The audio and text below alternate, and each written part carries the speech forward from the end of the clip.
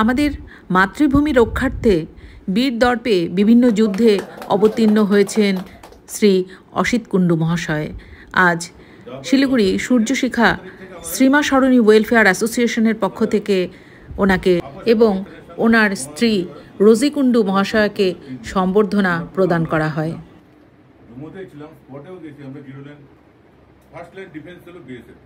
যে কোনো জায়গায় পাকিস্তানের সঙ্গে হোক, বাংলাদেশের সঙ্গে হোক, কোথাও যদি কোনো রকম ফার্স্ট লাইন ডিফেন্স হলো বিএসএফ। আগে বিএসএফ সামলাবে, পরে আর্মি আসবে। আমাদের ওই ট্যাকেলটাই করতে আমাদের চোখের সামনে আমাদের সাথীরাই মারা গেল ড্রোন অ্যাটাকে। চোখের সামনে সকালে সিজফায়ার হওয়ার পরেও পাকিস্তান অ্যাটাক করলো 11টায় ভোর 5টায়। আমাদের চোখের সামনে আমাদের সাথী দুজন, একজন মোহাম্মদ ইমতাজ, একজন কনস্টেবল দীপক, দুজন স্পট ডেড হয়ে গেল সকালে ভোর 5টায়। আর আমরা 5 দিন আন্ডারগ্রাউন্ড ছিলাম ট্যাঙ্কারে। আর যারা স্পটে ছিল তাদের তো যে অবস্থায় ছিল যে কোনো বাঁচা ছিল না, যাই হোক উপরওয়ালা যায়। আর এই সম্মানটা পেয়ে নাগরিক সমাজে আমাদের 39 নম্বর ওয়ার্ডের এদের জন্য আমি খুব গর্বিত। আর বিশেষ করে যখন আমাদের কাউন্সিলর পৌরমাতা